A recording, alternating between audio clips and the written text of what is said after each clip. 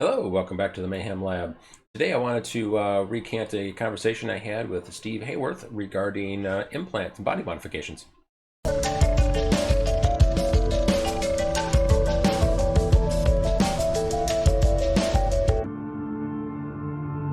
So recently I had an opportunity to talk to Steve Haworth, fantastic individual that does mostly body modifications, does a lot with silicone implants, magnet implants and things of that nature. Has also worked with a lot of other companies to help encapsulate various technology to get implanted into the human body, which I found quite interesting. So if you have an opportunity or an interest to get some kind of body modification done, I highly recommend you check him out.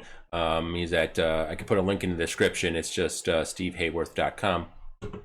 And his website has got a lot of the products that he produces, a lot around, like I said, around these silicone, more for aesthetic purposes, not very technical, so not very, my cup of tea, but I still think it's quite interesting. A lot of people have these put into like the tops of their hands or maybe along their fingers or something like that. But the big thing that Steve and I talked about was magnet implants. So he's got a variety of these different size magnets. If I can zoom in here a little bit.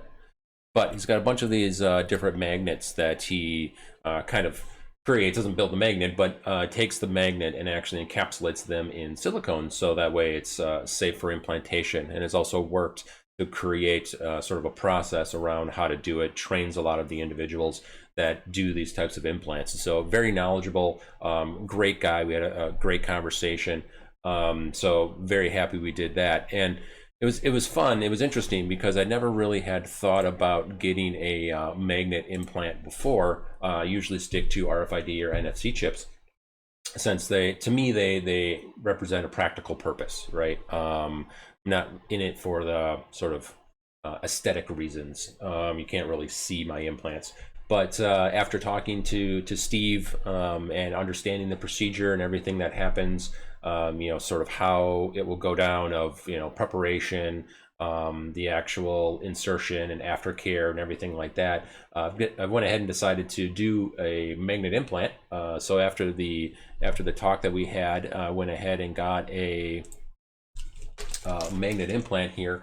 It's one of the smaller magnets. I didn't actually measure it, but I believe it's the little guy. You can see it here. So yeah, it's quite little. It's going to go into my ring finger. It's going to sit approximately right there. Another interesting fact that I learned during the talk with Steve is that the ring finger is considered the best for magnet implants. Has less, it has some, I believe the term was like strain relief or grip. When you grip something, it doesn't grip as hard in the tip of the finger, the ring finger, so there's not a lot of pressure there. There's been a lot of great success having it implanted into either ring finger, left or right. So I think I'm going to do that. It also came with the insertion tool, which I don't know if the individual that I'm going to have do the implant needs the tool or not, so I'm going to leave it wrapped up here just in case. But this is basically how deep it is going to go. So this is a tool that Steve has worked on and sort of created, I believe. Steve and his team got the tip here is kind of hooked a little bit, and that's basically what's going to make the pocket. So what they'll do is take a scalpel and slice open the tip of the finger, use this tool to go in and make a pocket on the correct angle, so that way it goes up towards the top of the finger and more into the center area. And then they put the magnet in and suture it up, and you're good to go. So it sounds like a lot, at least to me. I haven't done a lot of scalpel work. Did it mostly as an experiment on my artificial hands. I have never done that on a human. I don't think I ever would. I'm not qualified. This is definitely something that's left to the professionals. Yeah, so I'm kind of excited to get that implanted and try it out. But the reason Steve and I talked was really around, I wanted to learn around how to encapsulate technology in silicone. It's something that he does at his company. So I thought that was pretty interesting. So we talked about some different prospects of how to create my own technology to have it implanted. So I thought that would be a fun experiment. So that's something that's in the back of my head, trying to figure out what I want to do. We talked about sizes and shapes and things. Also talked about the sterilization process, antiseptic fields, how to correctly sterilize instruments, and set everything up and do the procedure safely and responsibly. So I thought it was a great conversation with Steve. Very happy that he took the time to talk to me about it. If you have a need if you're interested in silicone implants for either aesthetic purposes or magnets, I highly recommend you check them out. He also gave me some great information about some companies that do training around bloodborne pathogens and things of that nature for kind of the tattoo/body modification industry. So I'm looking at ramping up some knowledge in that area as well. I don't think I really need it for my research that I'm doing, since I'll be working with artificial hands, but I think it's very interesting to just understand the process.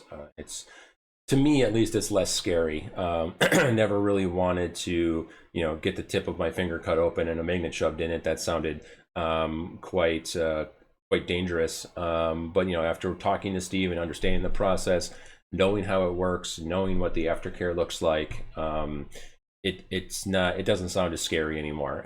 So I think I'm going to take the plunge and give it a shot. Hopefully it works out. Hopefully I find it valuable. I don't really know what I'm going to do with it or how I'm going to use it, but we'll see, right?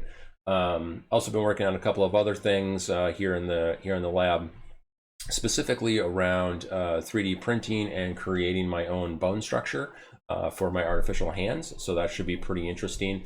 Hopefully that'll be coming out in a couple of months or so, making some good progress. But I've been kind of scrolled away down here working on that stuff, and working on some other technology as well. So hopefully more to come soon. I also wanted to get your feedback and comments about what you would think about doing a live stream.